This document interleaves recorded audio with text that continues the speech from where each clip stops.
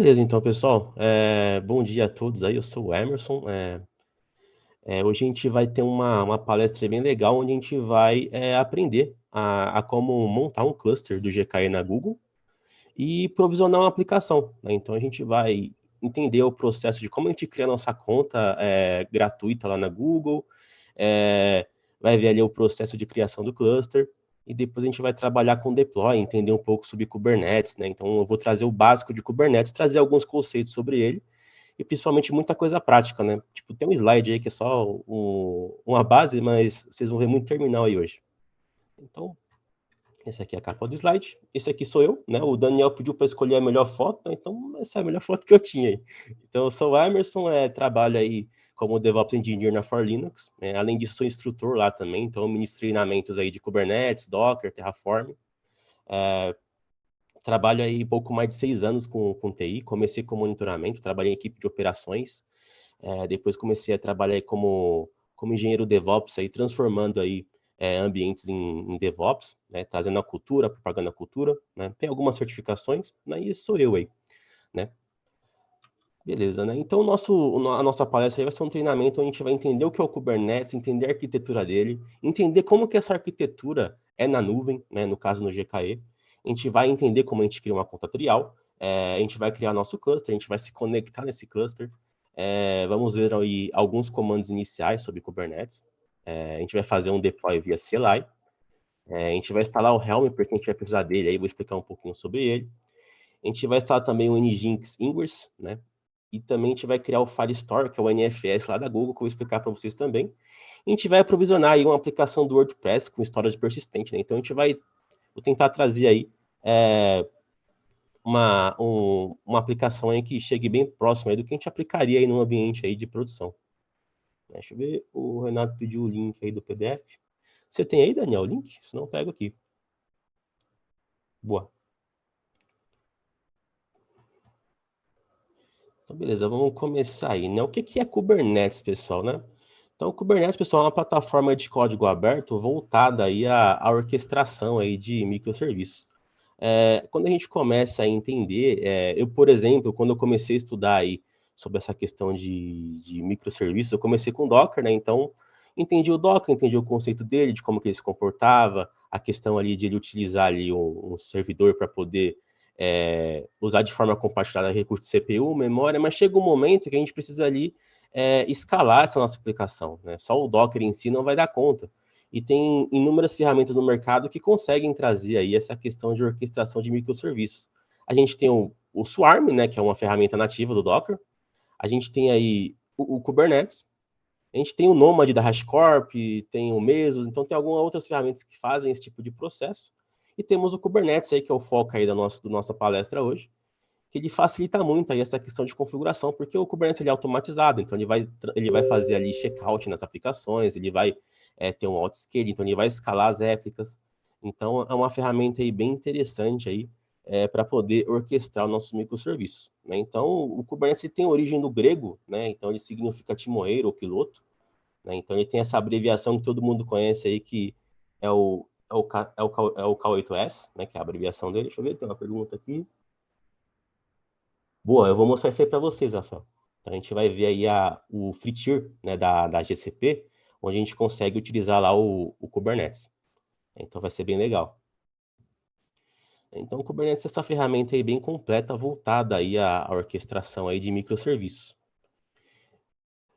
Tem até o Homer ali já lendo a documentação do Kubernetes para entender, porque no começo mesmo é um pouco confuso, pessoal, entender ali a arquitetura do Kubernetes, né? Como que ele funciona, como que ele se comporta, né? Então, antes de começar isso, a gente tem que voltar um pouquinho no tempo, né? Ver ali a questão de como era feito o deploy tradicional, né? Então, a gente tem ali um hardware, né? Uma máquina, tem um sistema operacional que pode ser o Windows, Linux, onde a gente vai aprovisionar ali uma aplicação específica, né? Sei lá, um MySQL, um Apache, etc. E a gente tem também o deploy virtualizado, né, onde a gente tem ali um hardware, né, que pode ser lá no data center tem um servidor físico, que ele vai ter um sistema operacional específico, onde ele vai ter um hypervisor, que pode ser um VMware, etc. E dentro desse hypervisor, seja um Hyper-V ou um VMware, ele vai ter o quê? Ele vai ter ali as máquinas virtuais. Aí, então, a gente vai ter a máquina virtual, vai ter o sistema operacional, todo o kernel dele ali completo. Aí sim, a gente vai fazer o deploy da nossa aplicação, né? Então, assim que seria ali um deploy virtualizado. E como que seria um deploy de microserviço? Ele já resume todo esse processo, como vocês podem ver aí na imagem da apresentação. A gente vai ter ali o nosso hardware, nosso sistema operacional. A gente vai precisar somente do container runtime, né, que pode ser o Docker, pode ser o KIO, pode ser aí o containerd, né, são uns tipos aí de container runtime que existem, né? E ele vai trabalhar ali em cima do próprio sistema operacional existente, né? Então ele vai usar de forma compartilhada ali o kernel, vai usar de forma compartilhada ali CPU e memória, e vai conseguir provisionar de forma isolada as nossas aplicações. E qual que é a vantagem disso? A vantagem disso é que a gente vai subir uma aplicação onde qualquer alteração, execução que a gente fizer nela não vai afetar diretamente a máquina host. Então, por exemplo, se a gente está no ambiente ali virtualizado, por exemplo, onde a gente sobe ali uma aplicação do MySQL, a gente precisa instalar algum pacote específico que possa ali comprometer a máquina, a gente pode ali, de alguma forma, perder aquela VM, depois ter que usar um snapshot para restaurar, etc. Quando a gente tem um microserviço, a gente tem ali um ambiente isolado, né? Então ele vai estar ali todo isolado, o sistema de arquivos ele vai estar isolado, a questão ali de execução da aplicação. Então, se caso der algum problema, a gente só mata esse processo ali desse container ali que está em execução e cria um outro, né? Então, a questão de microserviços aí tem muita vantagem em comparação à virtualização. Óbvio, né? Não quer dizer que o microserviço ele vai matar a virtualização, ela é muito importante ainda, muito importante. Porém, ele traz essa vantagem para a gente quando a gente quer provisionar uma aplicação específica, trazer ali escalabilidade, etc. Olha lá. Boa. Aí sim. Terraform é top demais. Então, a gente tem esse comparativo aí de como que é feito o deploy. Agora que a gente viu esse processo, a gente pode entrar na questão aí da arquitetura do Kubernetes. O que que ela é, como que ela se comporta, como funciona cada componente. É algo que causa muita dúvida aí no começo, quando a gente está aprendendo sobre Kubernetes, né? O que cada componente, o que cada componente faz. Então, entender isso aqui é bem importante, por quê? Porque se você tiver algum problema no seu ambiente, você vai saber por onde começar o troubleshoot, né? Então, você entendendo ali a arquitetura dele como completo, o que é cada componente. Se eu tiver algum problema numa pod, e lá o Kubernetes acusar ali no evento, ali no log da pod, que é um problema no Kubernetes, você vai saber se encontrar ali o que pode estar com problema. Então, entendendo um pouquinho a arquitetura do Kubernetes, né, ele tem esse desenho aí que é bem legal. Deixa eu dar um zoom aqui para vocês conseguirem enxergar um pouco melhor. Onde a gente tem aí alguns componentes bem importantes aí, né, que é aí a questão do control plane, do etcd, ali do kubelet, do kubescheduler, e eu vou explicar cada um desses componentes e como ele se comporta aí dentro do ambiente. Então, a gente tem ali, primeiro, o nosso control plane manager, onde ele vai ser ali nossa central de controle do Kubernetes. Então, ele é conhecido aí como master. Então, ele vai ser responsável aí por todas as nossas decisões aí de forma global, com relação ao estado atual do nosso cluster. Então, quando a gente provisiona um cluster, a gente vai ter ali o nosso master, onde a gente vai executar os comandos para poder criar objetos dentro do Kubernetes, né? Então, ele trata todos os ativos ali dele como objetos, e a gente vai tratar aí, através do control plane, aí, todos esses processos aí. Além disso, a gente tem ali o etcd, né? O etcd aqui, ele funciona como banco de dados de chave-valor do nosso cluster. Então, nele é possível aí que ele vai armazenar as configurações referentes ao nosso cluster. Então, toda a configuração que tiver referente a ele vai ser armazenado ali dentro desse nosso cluster do Kubernetes.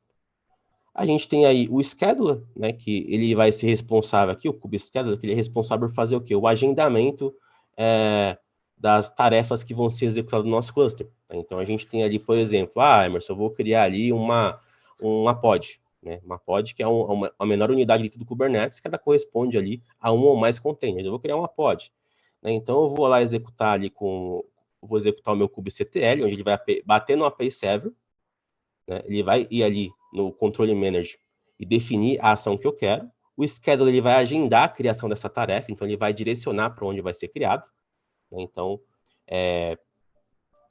esse objeto ele vai ser distribuído de forma automática em algum nó, porque o Kubernetes trabalha com nós, né? Então ele vai ter a máquina principal, que é a nossa master, e as auxiliares ali que vão trabalhar de forma ali de apoio para poder equilibrar os recursos que a gente vai executando aí no nosso cluster.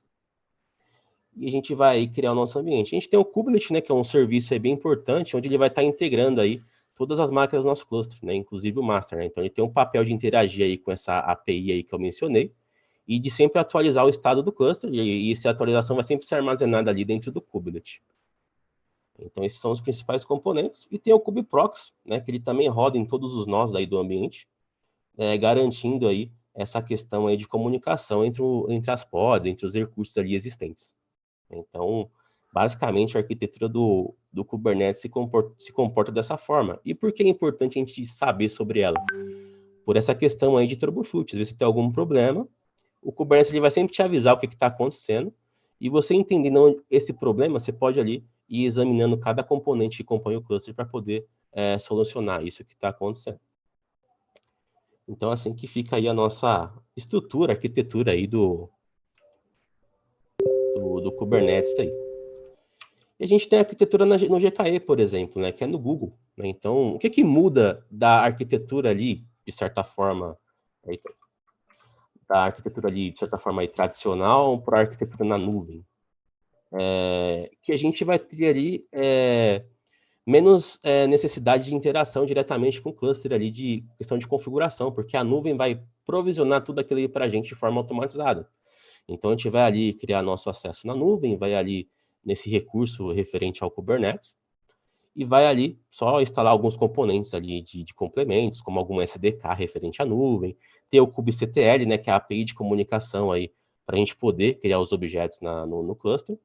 E a partir disso, ele vai ter ali alguns recursos, né? Então, ele vai ter o API Server, que vai se comunicar com o nosso kubectl da nossa máquina.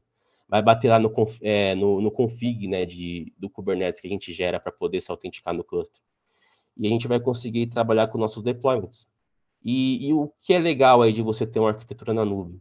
Os recursos existentes ali, referente à nuvem, a gente pode fazer essa integração aí com o nosso cluster.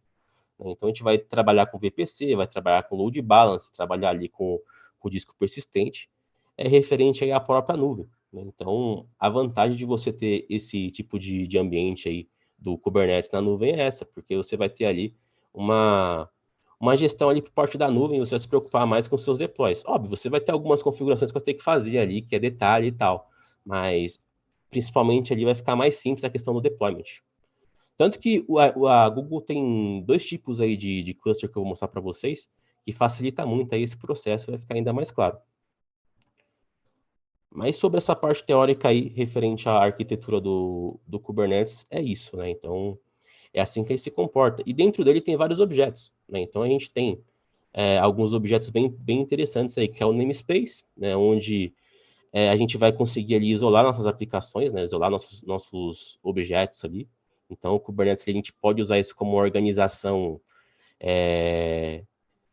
sobre ambientes, né? Então, eu posso ter ali um namespace para dev, um namespace para prod, né? Então, a ideia do namespace ali é limitar ali a questão de cada processo e dentro aí do nosso cluster, né? A gente consegue também estabelecer permissões de usuário para acesso a esse namespace, né? Então, a questão do Kubernetes é bem ampla, né? Então, em 1 hora, aqui em 50 minutos, eu não consegui explicar tudo para vocês, mas pelo menos esse básico aqui, para a gente conseguir chegar até o nosso deploy. Um outro objeto importante que a gente vai também trabalhar hoje, que vai ser a pod, né? A pod aí é a menor unidade do Kubernetes, onde a gente encontra ali os containers, né? Então, ela pode ter um ou mais containers em execução, onde a gente vai conseguir ali provisionar. Então, o nosso container ali que a gente trabalha com Docker, ele vai virar uma pod. A gente tem o deployment, né, que é uma forma aí, é um objeto aí responsável aí de mais alto nível por controlar toda a estratégia das nossas pods, né? Então, dentro dele a gente consegue ali definir, né, os recursos que vão ser compartilhados ali com os containers. A gente dentro dele vai ter o replica set, que ele vai ser o controle de réplicas, né? Então ele vai controlar ali a quantidade de réplicas que vão ser aí definidas aí do nosso ambiente e mais algumas outras informações. Temos também o Servers, né, que é um outro objeto bem interessante, onde ele vai trabalhar na questão de expor a uma aplicação. Né? Então, a ideia é que a gente provisione uma aplicação no Kubernetes e consiga acessar isso de forma externa. O cliente consiga acessar essa aplicação. Então, a gente tem ali o Servers que consegue aí expor essa nossa aplicação. Ele tem alguns modos aí que a gente vai ver aí durante o curso não, durante o treinar, nossa palestra, né? Que vai ser o seguinte, a gente vai ver aí 2 modos, que é o Node Port, onde ele faz o seguinte, ele vai pegar um nó aqui desse aqui do cluster, né? Então, a gente tem um nó aqui do cluster, por exemplo, ele vai pegar ali um nó desse e vai expor o IP dele com uma porta aí randômica, com uma porta alta, acima de 30 mil. Então, a gente vai conseguir acessar essa aplicação de forma externa. E uma outra forma, que é mais de alto nível aí, que a gente consegue fazer mais configurações, é o Load Balance, onde a gente vai trabalhar com Nginx, aí o Load Balance ele vai aí fazer o balanceamento de carga aí das aplicações, de acordo aí com a configuração que a gente fizer. Bom, deixa eu ver se tem outra coisa que eu posso lembrar de componente importante. Tem o volume também, né, que a ideia é que a gente suba uma aplicação dentro do Kubernetes e algumas aplicações precisam ter ali um volume persistente, né? E quando a gente sobe aí um microserviço, ele vai ser efêmero. O que quer dizer isso? Ele vai morrer em algum momento, ele vai ter que ser recriado, e todo aquele tipo de requisições que ele possa ter sido, logs, talvez seja necessário ser armazenado em algum lugar, ou algum arquivo de configuração, etc. Então, a gente consegue aí, através aí dos volumes, criar um volume persistente, onde quando essa pod aí morrer, né, ela for ali recriada, ele ainda mantém ali os dados, né? E o legal da nuvem é que a gente consegue fazer integração aí com o serviço de armazenamento que ele possui ali com o nosso cluster. Então é bem interessante. Beleza, pessoal? Alguma dúvida, algum comentário? Expliquei muito rápido, deixa eu ver.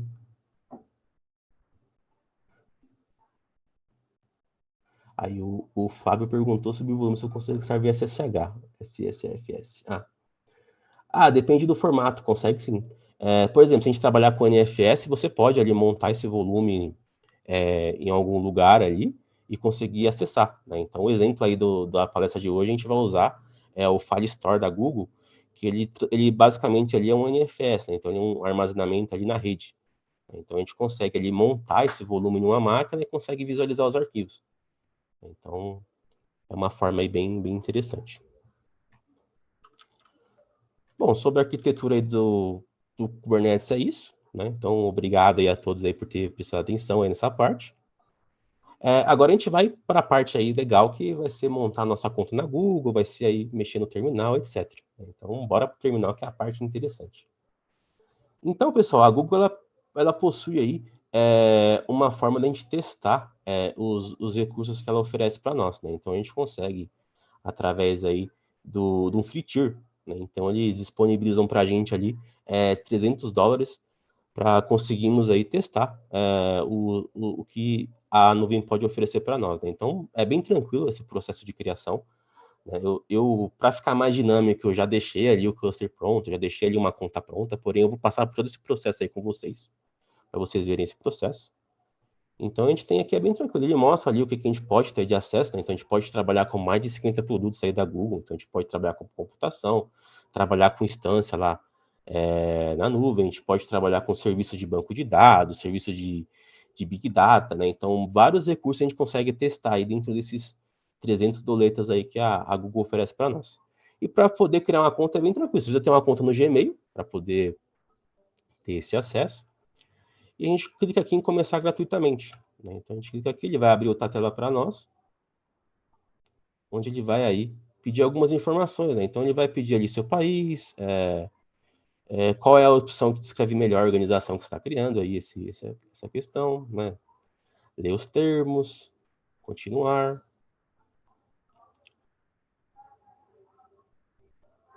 E aqui ele vai verificar, né? Então, ele vai pedir de vocês aí, perguntar se você é uma pessoa jurídica ou física, como que vocês vão testar aí os recursos, coloquem uma pessoa física, coloquem seu CPF, a data de nascimento, o endereço de vocês aí, para validação da Google, endereço, CEP, bairro, estado, cidade, e a forma de pagamento, né? Então, vocês vão colocar um cartão de crédito aí, para poder aí, a Google validar a sua conta, né? Então, eles não vão cobrar nada aí, a princípio, né? A cobrança só vem depois aí que você ativa, né? Então, vocês podem usar esses $300 gratuitos aí, né? Então, nenhuma cobrança vai ser aí cobrada aí durante esse teste. Então, só precisa do cartão de crédito mesmo para validar a sua conta e eles conseguirem liberar para vocês aí o acesso.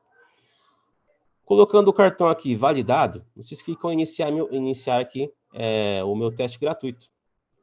Depois disso, vocês vão ter aí acesso ao painel aqui da Google, né? Então, vocês vão ter aí acesso a esse painel aqui com a visão geral, com o seu projeto, com os recursos aí para ser utilizados, né? As atividades, né? Então, esse vai ser o painel de vocês aí após o login, aí após ser aprovado ali a questão do cartão. Beleza? Tranquilo aí. Eu tenho até eu disponibilizei até lá no GitHub aí, um passo a passo também para quem quiser. Acho que dá pra até mandar aqui, deixa eu ver.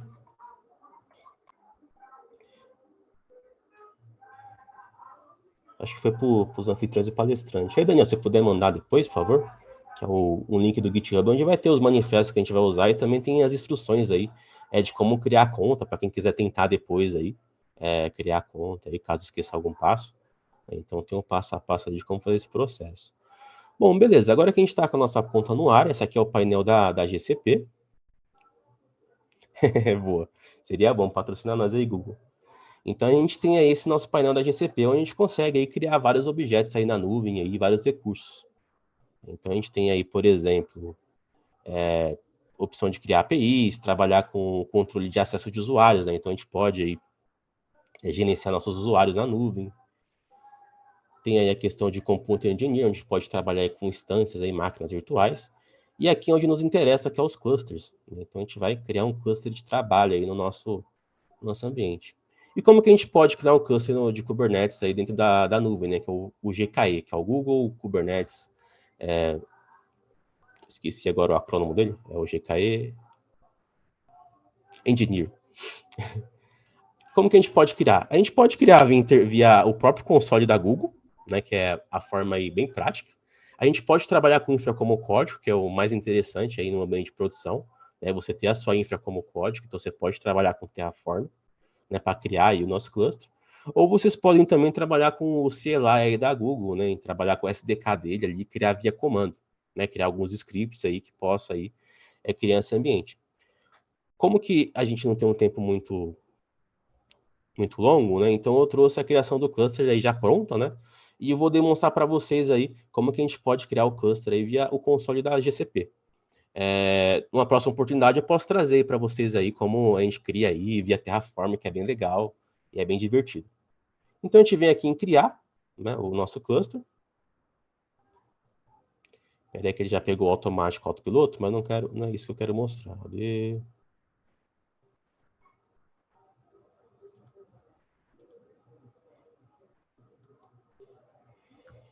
Então a gente vai ter ali o autopiloto, que é um tipo aí de cluster, onde ele vai criar tudo de forma automatizada para nós aí. Então ele vai provisionar os nós e vai ter o escalation ali de forma automatizada desses nós. Ele vai criar aí esse cluster em uma região específica. Ele já vai ter alta disponibilidade em outras zonas de disponibilidades.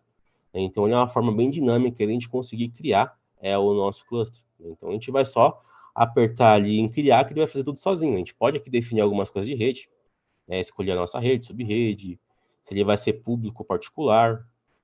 No caso, vocês vão deixar público para os seus testes. A questão aí do intervalo de IPs. A gente tem aqui as configurações avançadas, né? A gente pode aí definir aí alguma janela de manutenção, trabalhar com o Anti-Service Mesh, que é um serviço aí da próprio Google de Service Mesh. Alguns recursos de segurança, metadata, etc. Então, a gente pode aí fazer algumas configurações. Né? Então, o autopiloto é um dos mais práticos aí, porque a GCP também oferece o Standard. Que o Standard, ele faz o quê? A gente consegue ter uma maior configuração ali, escolher os nós, escolher o sistema operacional da máquina, escolher qual que vai ser o container runtime que vai executar. Né? Então, são as duas formas aí de a gente poder criar o nosso cluster. E a forma mais rápida aqui é usando o autopiloto. Né? Então, a gente pode criar aí, definindo o nome para ele, e depois aí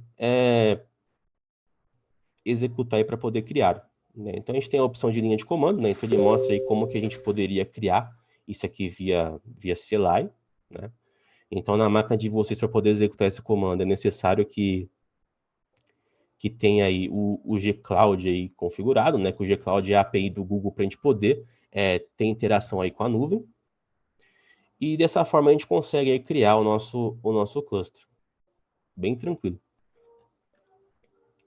Tanto que aqui dentro do painel a gente consegue executar isso aí no próprio Cloud Shell, né? Onde é uma forma que a Google disponibiliza para a gente de liberar aqui uma instância para a gente poder executar alguns comandos aí, acessar o cluster, etc.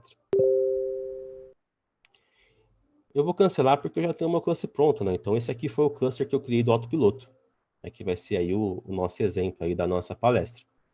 Então, expandindo um pouco as informações desse cluster, então a gente vai ter ali alguns detalhes, né? Então a gente vai ter ali noções básicas desse cluster, né? Qual região que ele se encontra, as zonas padrões aí que ele tem em cada nó, a versão desse cluster, o endpoint externo dele, para a gente poder visualizar a questão de informações do cluster, sobre automação, a gente consegue editar algumas coisas de escalabilidade, etc. Questão de rede também, e segurança, né? Então, traz as informações aí para a gente aí do nosso cluster.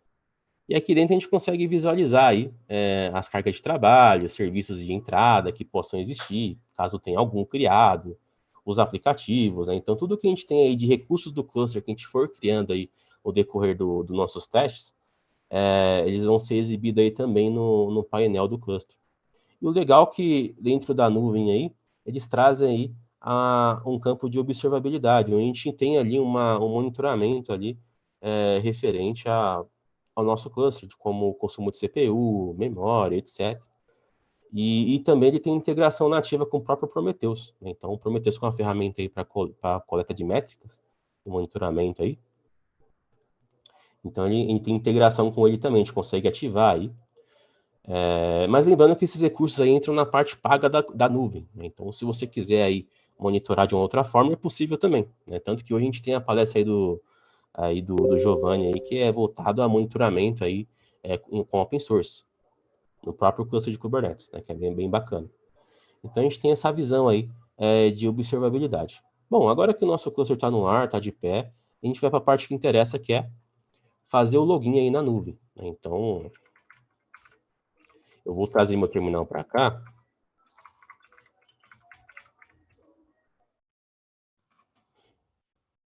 Deixa eu pegar ele aqui.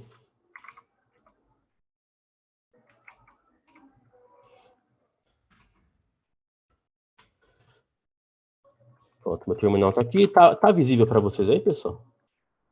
Então, escureço mais um pouco aqui. Tá de boa, tá tranquilo? Boa. Recebi um joinha, então tá ok.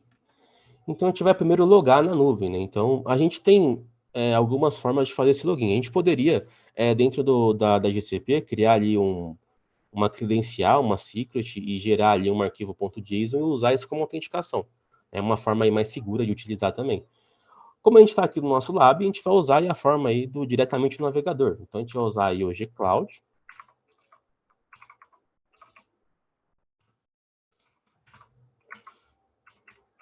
Alt, login. O que ele vai fazer nesse processo? Ele vai abrir aí uma nova tela no navegador e vai fazer login aí lá na nuvem, né? Então, eu vou dar um Enter aqui. Ele vai aparecer aqui para a gente, ó. Aumentar um pouco a fonte, vou aumentar.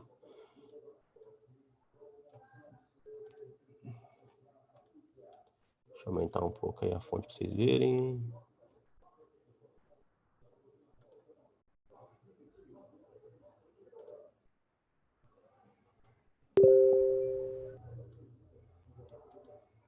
Nossa, assim ficou muito grande.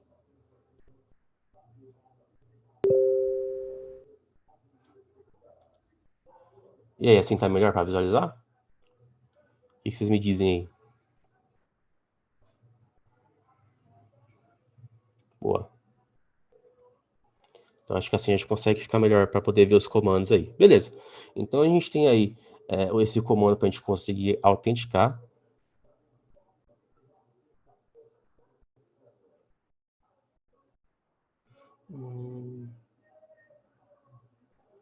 Beleza. Qualquer coisa vocês comentem aí no chat que eu vou interagindo com vocês. Então, a gente tem aí esse comando para a gente conseguir logar aí na GCP, né? Então, o que ele vai fazer ali para nós? ele vai abrir ali uma aba aqui, ó, onde ele vai pedir para escolher a conta, né? Então, a gente vai escolher a nossa conta aí de login. A gente vai vir em permitir, né? Então ele vai permitir todos os acessos, né? E vai dizer, agora você está autenticado aí com o CLI da G-Cloud, né? Então ele mostra aí algumas coisas, né? Algumas documentações aí iniciais que a gente pode seguir aí, né? A documentação da Google é bem completa aí, para a gente poder aí, executar aí no nosso ambiente aí da nuvem, né? Então a gente consegue trabalhar bastante comandos aí. Bom, beleza, eu vou aumentar no navegador também quando eu voltar para lá, beleza. Então a gente está logado aí agora na GCP. Para poder a gente seguir aí e conseguir trabalhar com a interação com o cluster, é necessário a gente instalar aí alguns plugins, né? Então, eu deixei no GitHub a instalação aí desses caras aí, né? Onde a gente vai instalar aí o SDK do Google para poder aí se autenticar aí na nuvem, interagir com o cluster, né? Então, caso aí vocês não tenham isso na máquina de vocês aí, é só executar essa linha de comando aí para poder logar na nuvem e interagir com o cluster. Bom, beleza. Agora que a gente já está aí logado na GCP, a gente vai voltar aqui para o navegador, vou aumentar um pouco aí o zoom, agora sim. Acho que assim tá bom para vocês verem. Boa, maravilha. Então, aqui a gente está no nosso cluster, então a gente vai vir aqui em ações, ele vai ter a opção de conectar no cluster. Então ele vai trazer esse comando aqui para a gente, ó. Gcloud, container, cluster. Ele vai chamar a credencial que já existe na minha máquina, porque eu já acabei de logar aí no cluster. É o nome do cluster, a região que ele se encontra e o nome do meu projeto, né? Então, essas informações aqui vão ser individuais aí para vocês quando vocês estiverem executando. A gente consegue executar isso aqui pelo Cloud Shell, porém eu vou fazer diretamente na minha máquina ali. Eu copiei esse comando, vou colar aqui, ele vai fazer o login.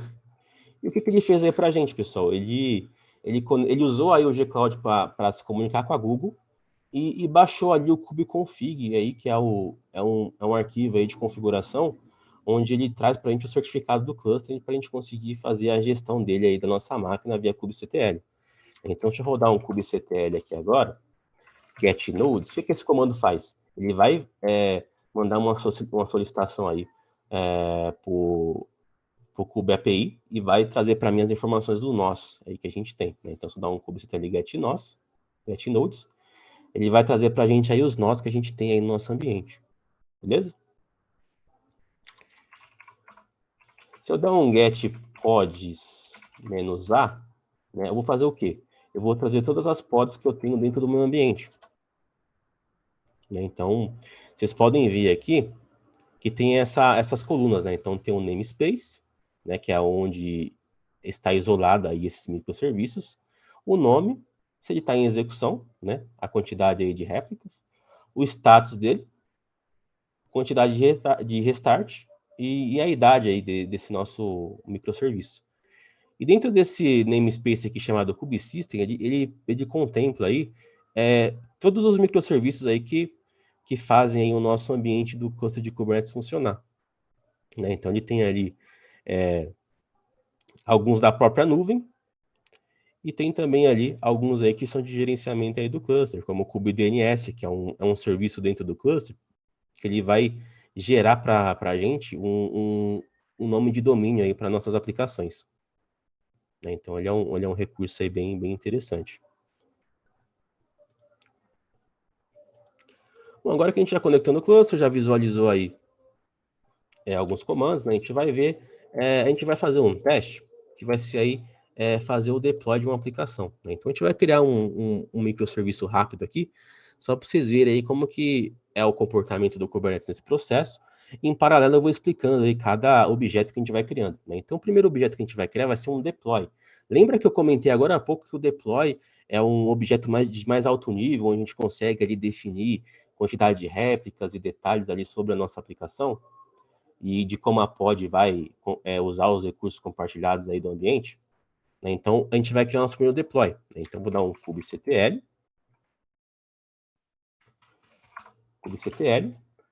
create. Né? Então, algo legal aí para quem está iniciando com Kubernetes é usar sempre a documentação como um grande apoio. né? Porque a documentação do Kubernetes ela é muito completa, então qualquer dúvida que você tenha, você consegue ali consultar e esclarecer isso.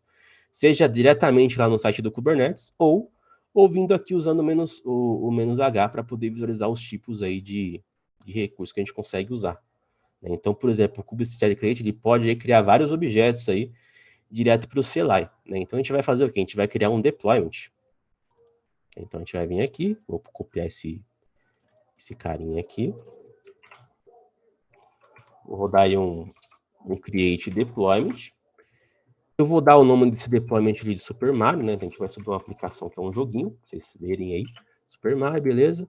Porém, eu já vou subir aí apontando para a porta aí desse cara, né? Então, eu já vou... Não, depois a gente faz isso. Primeiro eu vou só subir o deployment e a gente vai visualizar. Então, o próximo passo é fazer o quê? A gente vai aí passar a imagem, né? Então, lembrando que a gente está trabalhando ali com container, então ele vai usar uma imagem ali, pode ser do Docker Hub, por exemplo. Então, vou pegar a imagem aí, que está lá no Docker Hub, e vou criar esse nosso deployment. Né? Então, o comando vai ficar assim, pessoal. kubectl create deployment Super Mario, que vai ser o nome do nosso deployment. Então, ele vai criar um deployment com uma pod. E a imagem, vou usar essa imagem que está lá no Docker Hub. Vou dar um Enter aqui. Beleza, ele criou aí para a gente. Então, ele criou para a gente aí. Como que a gente não definiu nenhum namespace? Ele vai ser criado aí diretamente no namespace default. Então, se a gente dar um kubectl get pods, a gente vai ter o quê? A gente vai ter ali a nossa pod aí do Super Mario. Ela está como pend, e é o status que ela está aqui por enquanto. Porque ela está esperando ali alguma coisa acontecer dentro do cluster para ela poder ser criada. Certo? E como que a gente pode saber o que ele está esperando? A gente pode vir aqui, pegar essa informação que é o nome da pod, kubectl, describe. O que o describe faz, pessoal? O describe ele traz detalhes aí referente ao nosso objeto aí dentro do cluster. Então a gente consegue aí ter mais detalhes sobre o objeto ali, entender quais eventos que ele está trazendo para a gente, se tem algum problema, etc. Então a gente consegue ali ter um processo de informações mais detalhadas. Então vamos dar um describe, o nome do objeto que é pod, e o nome da minha pod, que é essa aqui que gerou aí para a gente. Então a gente vai ver aí o processo, então ele está aí o quê? Aqui a gente tem todos os detalhes aí que ele tem da nossa pod. Então, ele armazenou essas informações lá no etcd. E a gente está aqui, tem informação do nome da pod, qual que é o namespace que ela está. Né? Então, tem a questão aí de imagem que ela está utilizando. Né? Ele pegou limites padrões, né? Então a gente consegue dentro do Kubernetes definir limite CPU, memória. E aqui embaixo ele está com alguns eventos, né? Onde ele traz ali para a gente ali que ele falhou para schedular, né? A criação dessa nossa pod. Por que isso aconteceu, pessoal? Porque o autopiloto ele é autoescalável. Né? Então a gente está criando ali primeiro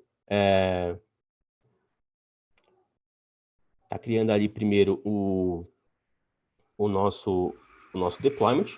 Então ele vai gerenciar e vai criar aí, vai usar o scheduler para poder direcionar para onde vai criar isso. Em paralelo, ele tá escalando aí os recursos aí dentro do próprio cluster, né, de forma automatizada. Então, conforme a gente for rodando o describe, ele vai aí rodando aí o processo. Ó, veja que ele já passou ali da falha, né? Ele não encontrou recurso suficiente, ó. Por isso que é interessante a gente entender a arquitetura do Kubernetes para a gente poder ler os eventos que ele está trazendo e já identificar o que pode estar acontecendo. Então, ele entendeu que não conseguiu ali criar por falta de recurso. Depois ele rodou uma nova checagem e deu normal, ele conseguiu schedular. Se a gente rodar o evento aqui de novo, ó, ele conseguiu fazer o download da imagem, tá vendo? A pooling image, ele baixou a imagem lá do Super Mario, lá do Docker Hub.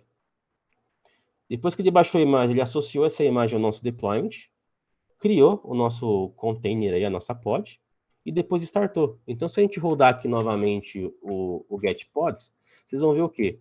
Que a nossa aplicação está em execução. Pô, legal, né? Ela está em execução. Se eu quiser, por exemplo, visualizar logs, eu consigo aqui usar o comando de logs do kubectl, onde a gente tem aí vários parâmetros que a gente pode utilizar para poder ver logs aí de deployments, de pods, etc., de jobs. Então, a gente vai ver o log aqui dessa pod. E como é que eu faço isso? Eu uso ali o kubectl logs, vou usar o "-f" para ele ficar atualizando aqui na tela e passar aqui o nome aí do Super Mario.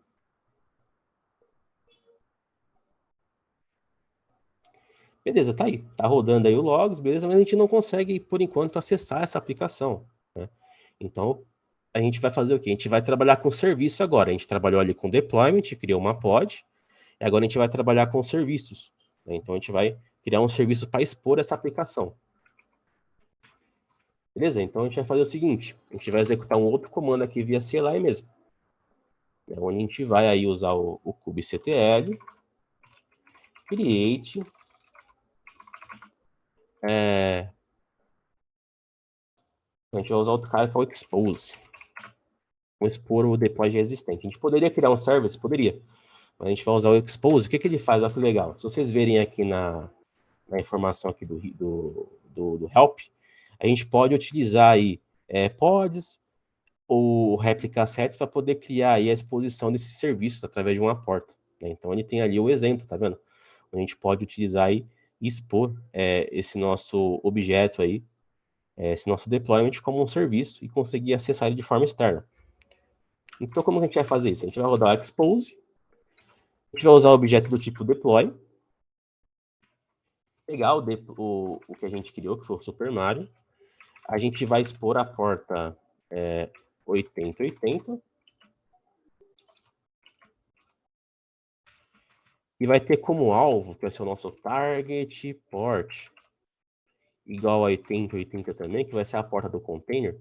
E a gente vai usar um tipo de exposição, que vai ser o tipo node port.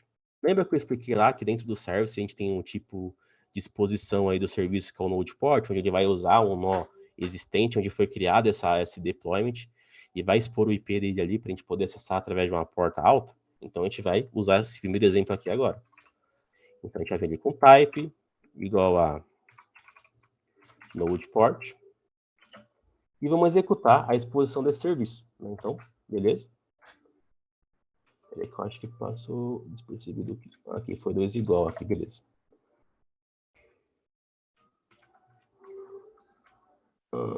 Target port, 2 igual também, tinha 2 vezes igual. Agora tá certo o nosso comando. Então, kubectl expose, deploy Super Mario, que é o nosso deploy. A porta que vai ser exposta aqui é a porta 8080, pode ser qualquer outra porta, mas eu vou colocar essa aqui mesmo. O target porta, que é a porta do container, que é 8080. Por eu conhecer essa aplicação, lá no Dockerfile dele, a porta que ele usa é a porta 8080.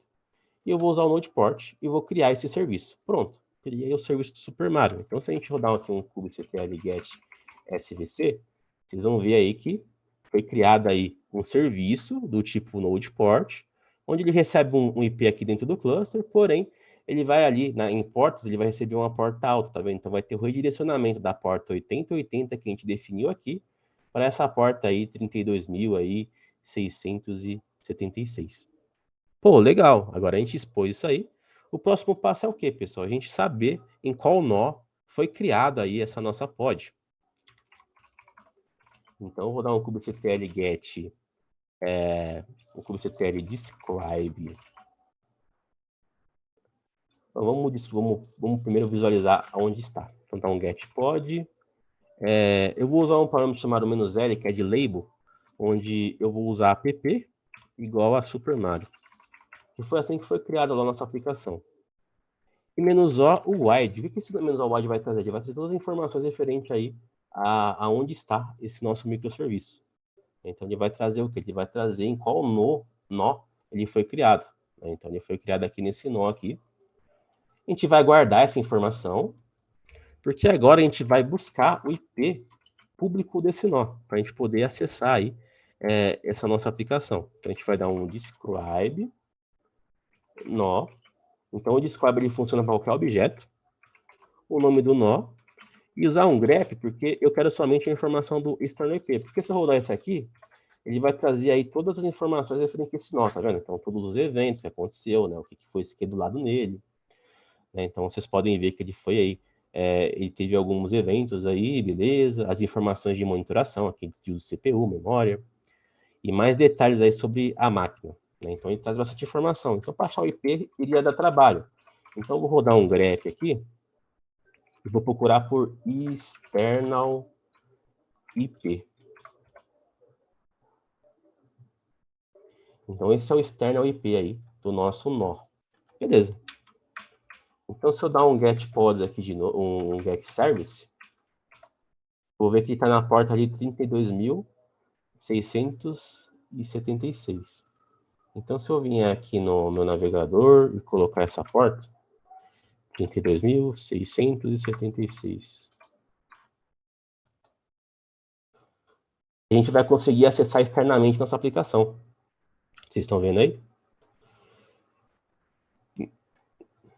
Esse aqui é o microserviço do Super Mario, né? Então a gente consegue aí jogar o Super Mario, para quem gosta de jogos clássicos, né? Então, por isso que o pessoal fica,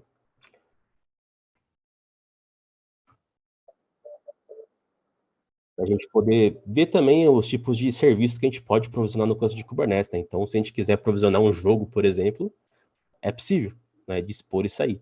Então a gente tem esse exemplo aí bem legal do Super Mario aí, para poder vocês verem a capacidade do Kubernetes aí. A gente pode subir sim um servidor web, um banco de dados, uma aplicação Java, porém a gente pode também aí provisionar aí games também, né? Então o Kubernetes tem um poder aí muito bacana, né? Então a gente tem aí esse nosso exemplo aí usando o Node Port, né? Então olha que legal, em alguns minutos a gente viu ali um deployment, viu um service, entendeu o que cada um viu que dentro do deployment a gente tem a pod, e expôs essa aplicação aí usando o Node Port, né? Então a gente trabalhou com alguns elementos ali do Kubernetes. Agora que a gente viu isso, a gente vai trabalhar com outro elemento que vai ser aí o load balance, né? Então a gente vai para outro exemplo aí, onde a gente vai trabalhar com manifestos. Antes da gente ver o que é um manifesto, eu vou mostrar para vocês aqui que a gente pode, por exemplo, pegar essa aplicação aqui do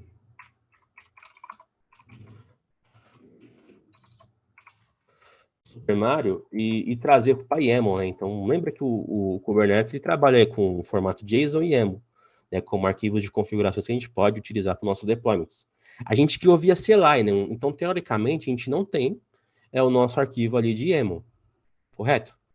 Sim, mas a gente pode pegar esse arquivo aí dentro aí do nosso cluster, né? Então, a gente pode vir aqui com o kubectl, get deploy, o nome do deploy do Super Mario, e depois a gente faz o quê? A gente passa ali um menos O de output para ele ter a saída do YAML, né? Então a gente vai conseguir visualizar aí o manifesto. Oh, meu Y não tá indo? Agora foi.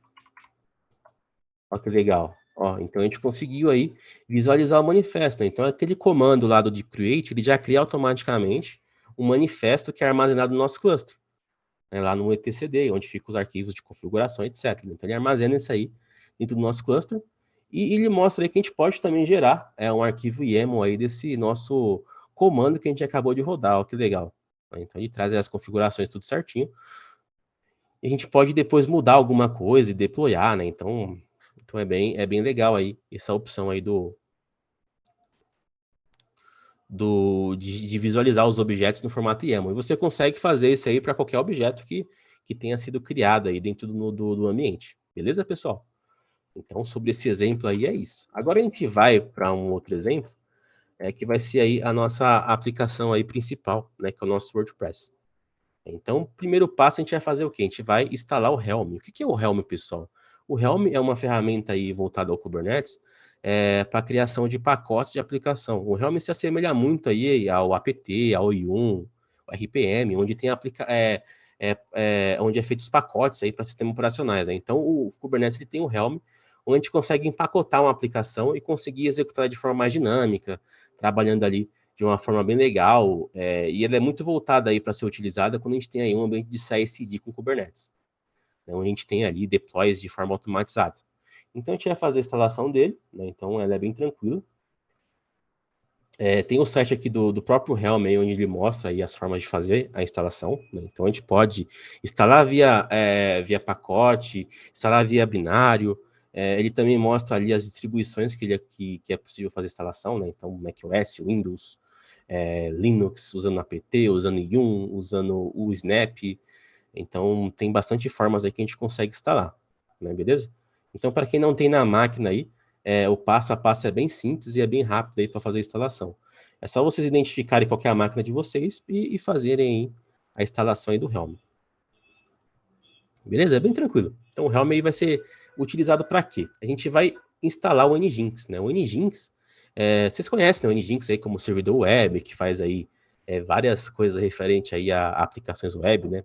Proxy reverso, configurações aí como load balance, né? Então o Nginx aí também tem ali um microserviço voltado ao Kubernetes, né? Onde a gente consegue utilizar ele para poder gerenciar o nosso load balance, né? Então ele vai ser o nosso exemplo aí que a gente vai utilizar para poder provisionar o nosso ambiente. Então a gente vai primeiro adicionar o repositório, né? Então lembra que o Helm aí é um repositório aí de pacotes, então eu vou adicionar aqui no meu ambiente o Nginx aí stable, então ele vai bater aí na URL do Nginx para fazer essa instalação. Beleza. Como que eu já tenho aqui na minha máquina, ele vai dar como existente. Feito isso, eu vou fazer o quê? Eu vou criar um namespace. Lembra que o namespace é uma forma de isolar aí as aplicações dentro do nosso cluster, de isolar os objetos? Então, a gente vai criar de forma isolada um namespace aí,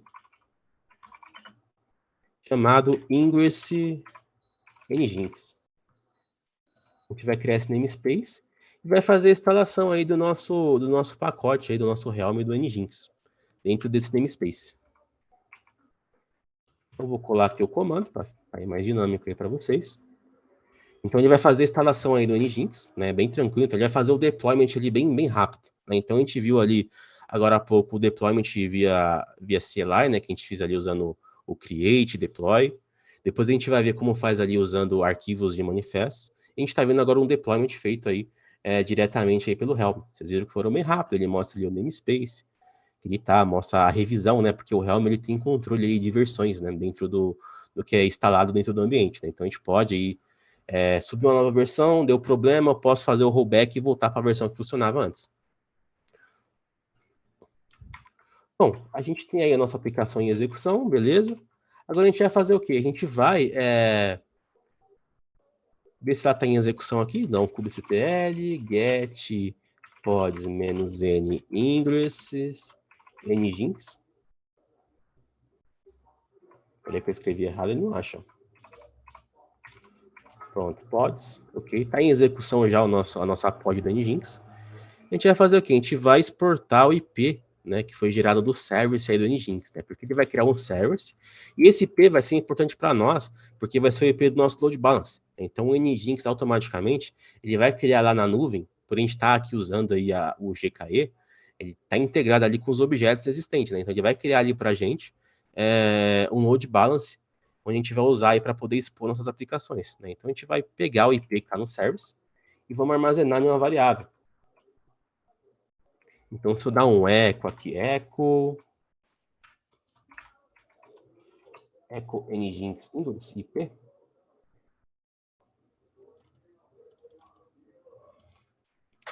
ele vai trazer o IP. Então, eu vou guardar esse IP aqui, que ele vai ser importante para a gente lá na frente. Porque agora a gente vai para o próximo passo, que vai ser trabalhar com o GCR da Google. Então, o GCR, deixa eu voltar lá para a Google. O GCR, ele é o quê, pessoal? Ele é o Container Registry da Google, né, da GCP. Então, é nele que a gente consegue aí fazer o quê? A gente consegue versionar aí e armazenar nossas imagens aí de containers. Então, tem até duas aqui que eu tinha deixado aqui de teste. Eu vou até remover para a gente fazer no passo a passo ali. Deixa eu só apagar elas, cadê?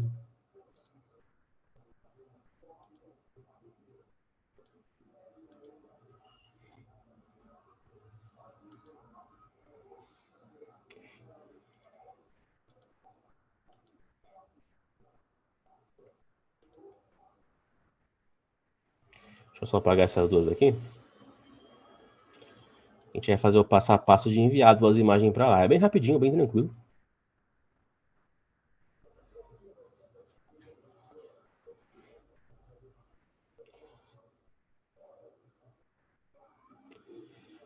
Então, beleza, a gente tem o nosso repositório do GCR, né, que o GCR ele funciona basicamente como se fosse um Docker Hub. Então, ali nele que a gente vai conseguir ter ali as nossas imagens aí armazenadas, né? Então, eu vou voltar para o meu terminal, vou fazer o seguinte, Eu vou aqui e vou baixar uma imagem do MySQL. Porque a gente vai usar o MySQL para poder ser o banco de dados ali do WordPress. A gente poderia também usar recursos da própria nuvem da GCP, né? Usar ali um próprio banco de dados ali como serviço, né? Para poder fazer esse processo. Mas para ficar mais dinâmico aqui no nosso exemplo, a gente vai usar ali como microserviço também. Então, eu vou fazer um Docker Pool MySQL. Né? Vou pegar a última versão que tem aí do MySQL. Ele vai fazer o download aí para a gente. Coisa rápida. Aí o Thiago perguntou qual a diferença de service e ingress. O service ele vai ali expor na rede, né, o nosso serviço, né? Então ele vai liberar uma porta, né, para a aplicação. E o ingress ele vai garantir que esse serviço ele seja exposto através aí de um load balance, né, onde a gente vai definir dentro dele do ingress informações como qual que vai ser o DNS da aplicação, qual o serviço que ele corresponde, se ele vai ter alguma configuração ali de certificado. Né? Então, o Ingress ele vai garantir ali que a gente faça a exposição dessa aplicação de uma forma mais sofisticada. Né? Esse exemplo que eu vou mostrar para vocês aqui, ele tem um Ingress ali também, só não coloquei ali um certificado SSL, mas ele tem um Ingress ali trabalhando com Nginx. Beleza, a gente já baixou aqui. Beleza, Thiago? Mas ficou clara essa explicação? Show. Então agora é que a gente vai ali baixar o WordPress. Eu vou baixar aqui o WordPress. Fazer o pull aí dessa imagem. De nada, mano. Então a gente vai fazer agora o pull dessa imagem.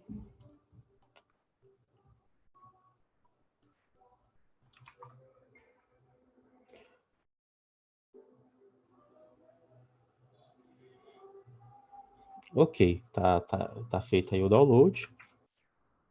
A gente vai fazer o quê? A gente vai logar aí no nosso GCR. Então a gente vai fazer a autenticação para poder logar no nosso repositório de imagens e conseguir fazer o push de imagens para lá. Né? Então ele fez aí a atualização, já conseguimos aí o login. Né? Como já estava logado, ele deu como já estava registrado aqui, beleza? Agora a gente vai fazer o quê? A gente vai usar aí o Docker Tag. Né? Então, o Docker Tag ele é bem interessante, onde a gente vai pegar ali o nosso projeto aqui. Né? Vou pegar só o ID dele aqui. E a gente vai mudar a referência aí da nossa imagem. Né? Então, ela está com a referência ali para o ambiente do Docker Hub, né? De onde a gente baixou essa imagem. A gente vai trocar a referência dela lá pro GCR, né? Então, como que vai ficar isso? Então, o Docker Tag mais aquele lista de que foi a imagem que a gente baixou do Docker Hub, a gente vai mudar a referência para ser apontada para o repositório da Google, né? Então, ele vai apontar lá para o gcr.io. O meu projeto, né? No caso, o projeto de vocês aí que vocês vão colocar aqui nesse espaço, e o nome da imagem. Então, ele vai trocar a referência aí. Beleza? E a gente vai fazer o mesmo também com a do WordPress. Então, vou fazer o mesmo aqui com o WordPress. Ok. Agora que eu fiz isso, eu vou fazer o quê? Eu vou usar o Docker Push para poder enviar essa imagem lá para o GCR. Docker Push. O Docker Push ele pede ali, vocês podem ver, ele pede ali o nome e a tag aí da imagem para ele poder enviar. Então, a gente vai rodar aqui. E vai fazer o envio aí da imagem do MySQL. Pronto, ele fez o envio rapidamente ali. Se a gente for aqui, se a gente voltar lá no GCR, vocês vão ver que já tem a nossa imagem do MySQL lá. A gente vai fazer o mesmo agora com o WordPress. Docker push.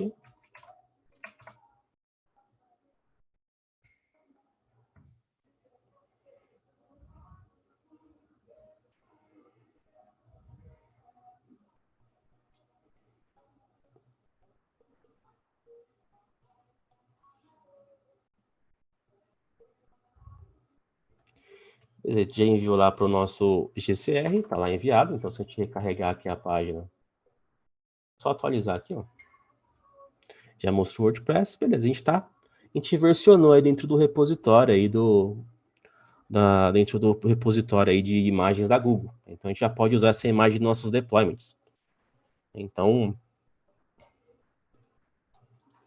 aqui dentro a gente vai ter aí alguns manifestos, né? Então, eu vou entrar aqui para a gente poder ver aí como que é o formato aí de cada manifesto. Eu vou entrar primeiro ali no do WordPress MySQL. Então, a gente tem o formato do deploy. Né? Então, o deploy tem as informações aí que a gente precisa, como imagem, etc. Então, quando eu expus aquele manifesto do Super Mario, ele é a mesma coisa desse aqui. E aqui dentro a gente tem outros aí, né? Então, a gente tem ali o do deploy, do serviço. A gente tem o config map, pessoal, que é isso aqui, ó. Deixa eu ver mais QL, config map. O que esse cara faz aí? O config map, ele é um objeto dentro do Kubernetes que a gente consegue carregar aí configurações, né? Então, para a gente não precisar ter que criar configuração diretamente na imagem da aplicação ou fazer algum comando remoto ali dentro da pod, que depois ela vai ser recriada, a gente tem aí o recurso de config map, onde a gente pode carregar arquivos de configurações, alguma configuração, algum script. Né? Então ele é bem utilizado aí para poder conseguirmos aí disponibilizar para nossa aplicação aí configurações aí para o funcionamento dela. Outro objeto bem interessante também é o secret. O secret ele faz o quê, pessoal? O secret ele garante aí que ele vai entregar para o nosso ambiente uma informação ali mais sensível, né? Então ele vai codificar ali alguma informação, que pode ser uma senha, pode ser algo do tipo usuário, né? Que não necessariamente que seja necessário que ela fique exposta assim, como no config map. No config map a gente consegue visualizar ali o que ele está fazendo. Aqui a gente tem aí uma informação aí, base 64 aí. Lembrando que ele está codificando, né? Para a gente trabalhar com criptografia aí dentro do Kubernetes, essas coisas, a gente pode utilizar o Vault da HashiCorp também, que é uma ferramenta bem interessante, né? Onde a gente pode fazer integração com o cluster de Kubernetes e entregar ali para a gente ali chaves randômicas referentes à nossa senha, de forma criptografada. Quem sabe, em uma próxima oportunidade, a gente traz algo do tipo aí para vocês. Então, a gente tem aí a nossa secret criada. Outro cara legal, que é legal para vocês verem, é o que? A gente já viu o service, já viu ali o deploy, né? O service vocês não viram, na verdade.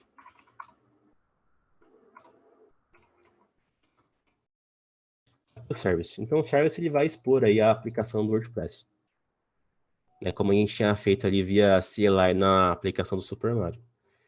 Então, a gente tem ali o PV e o PVC, que são o persistente volume, que é o volume persistente, e o persistente volume claim, né, que é o pedaço ali do volume persistente.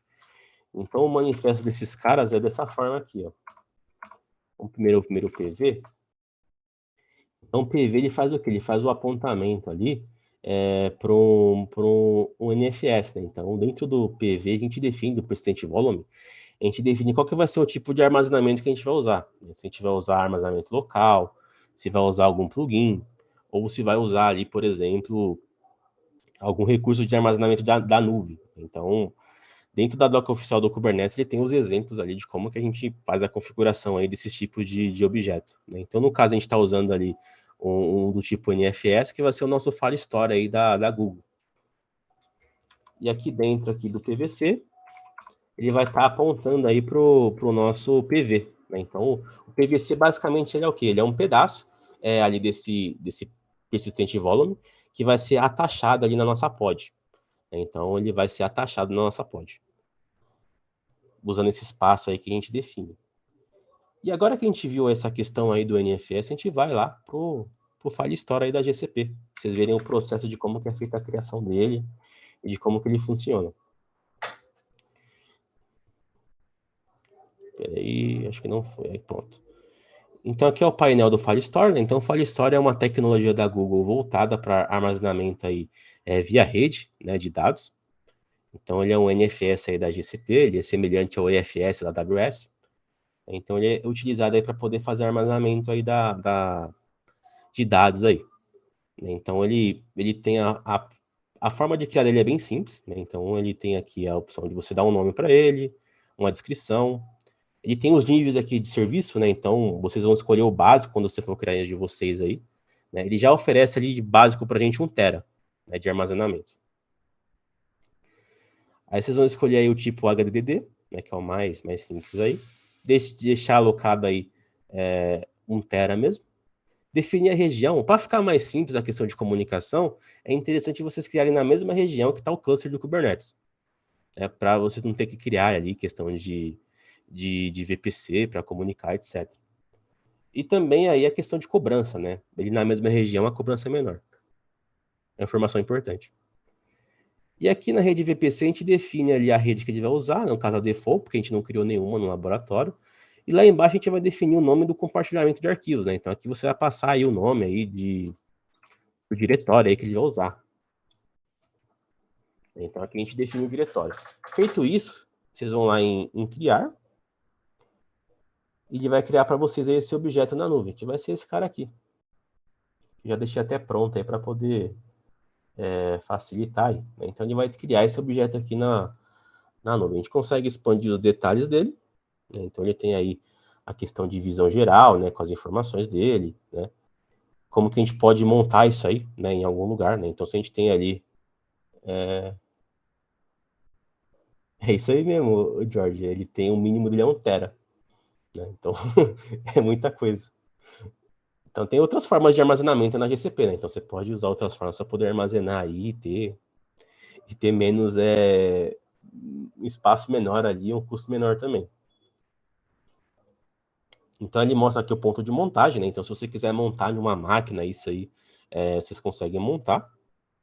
E ele já está integrado automaticamente lá com o nosso cluster, né? Então a gente já consegue utilizar isso. Quando a gente sobe o nosso cluster de autopiloto, ele já tem ali habilitado ali esse tipo aí de drive aí de armazenamento. Bom, agora que a gente viu aí os nossos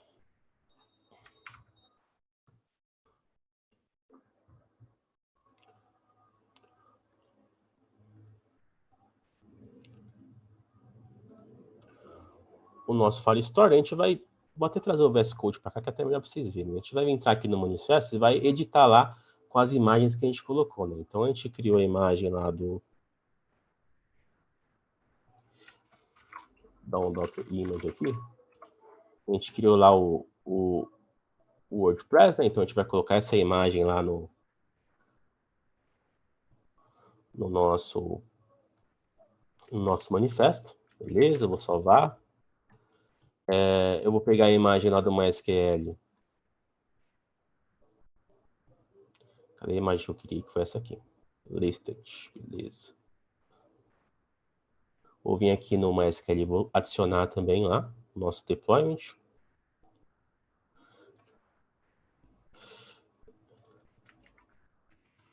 Ok. E o legal aqui é que vocês podem ver dentro do manifesto, né, que ele passa ali as configurações de config map e secret, tá vendo? Não vai dar tempo de adentrar muito nesses detalhes, né, mas a gente passa essas informações tudo dentro do manifesto do deployment. Por isso que ele se torna ali um objeto ali mais sofisticado. Feito isso, pessoal, a gente vai vir aqui no Ingress do WordPress, né, onde ele vai ter ali esse arquivo, né, que é o WordPress Ingress, onde ele vai usar ali o Ingress do Nginx, né, e vai criar ali uma role que vai direcionar tudo que vier do serviço WordPress para vir para essa URL aqui. No caso, lembra que a gente guardou lá o IP do nosso load balance? Deixa eu pegar aqui. Então a gente vai pegar esse IP aqui e vai colocar aqui nesse nosso domínio aqui que a gente criou. Usando o nip.io a gente consegue aí ele fazer ali transformar em um domínio aí para a gente poder testar, né, esse nosso ambiente. Ele vai se chamar WordPress, o IP do load balance nip.io. Beleza, agora vamos para o deploy. Agora vocês vão ver como que é feito aí o deploy de forma via CLI, via os comandos kubectl. A gente vai usar o kubectl apply. Ele faz o quê? Ele cria aí as informações via arquivo aí de configuração. Então, a gente vai usar esse carinha para poder criar o nosso ambiente, né? Então, a gente vai começar aí criando...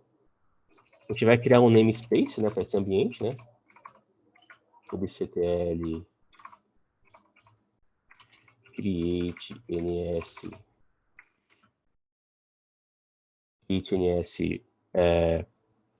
web, vamos chamar ele de web, beleza?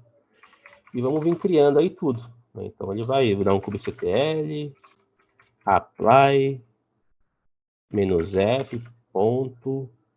Esse ponto ele vai ler todos os arquivos que estão dentro do WordPress MySQL, -n web. Espera aí que o kubectl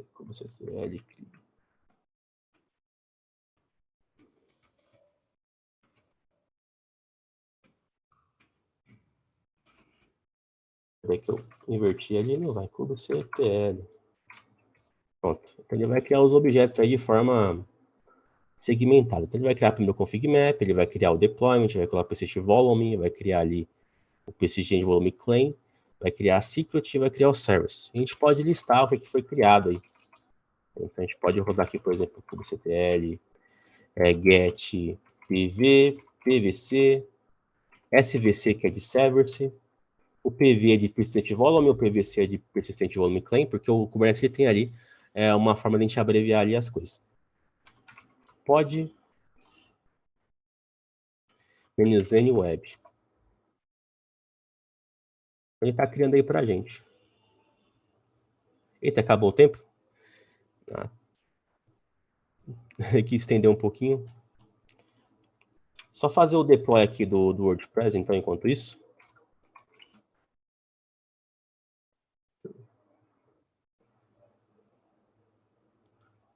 Ah, beleza.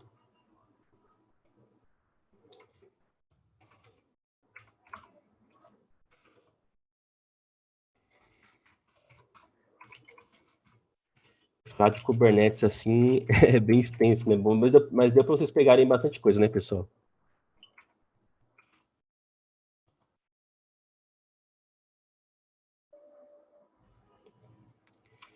Eu queria pelo menos mostrar ali a aplicação do WordPress rodando aqui.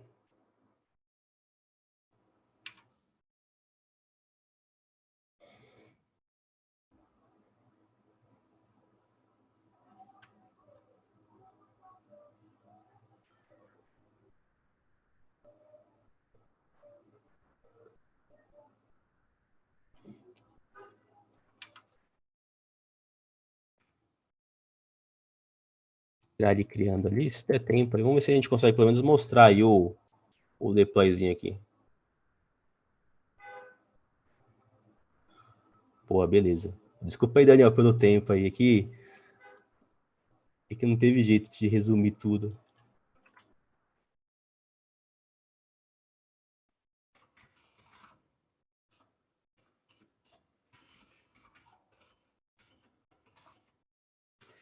Pelo menos vocês conseguiram ver um deploy de Super Mario.